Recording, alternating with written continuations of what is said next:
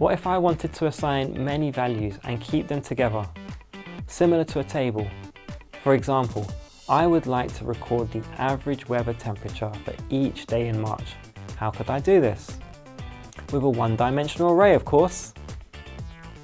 The only tricky bit here is to remember that the first record in the list is always 0. So for the first day of March, it would be March square brackets 0. Unlike other programming languages, in Python it is really simple to set up. I could simply write this. And this would record the temperature for each day this way. Now, a question for you to think about. Take a moment to look at the table on the screen and to think about why there are only 30 entries in this table when March has 31 days.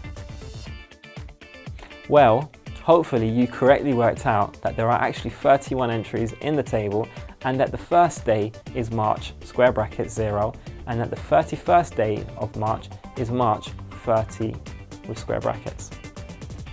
Arrays are often used with iterative loops such as while or for loops. I could have written a program such as this one that would have asked for the user to input the temperature readings and then save them into a list. As we have already set up an array for March, I will now set up an array for April using a different method.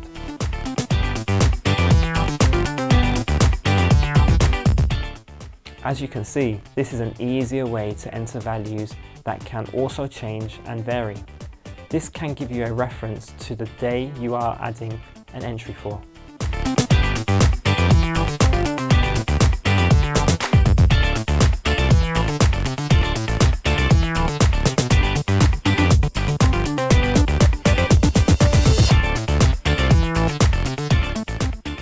One thing to note here, if I wanted to see the results for April for the first 5 days, I would write in Python this.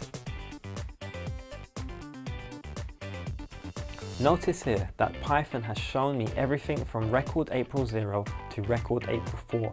So by writing April 0:5, it shows me up to but not including the value in April 5.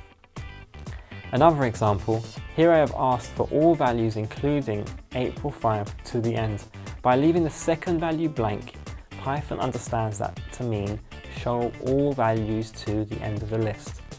The same way, I could have left the first value blank and this would have outputted the same value.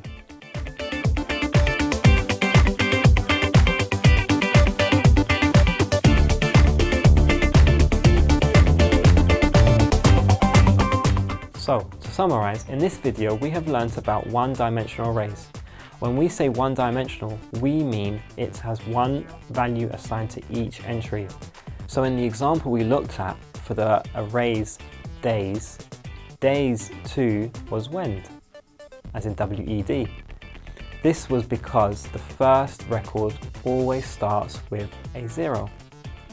I hope you now can see the difference between setting up multiple variable values and the advantage of setting up an array list to store multiple entries. With a list, I have all the values together and I can call upon a selected date as I require using this command.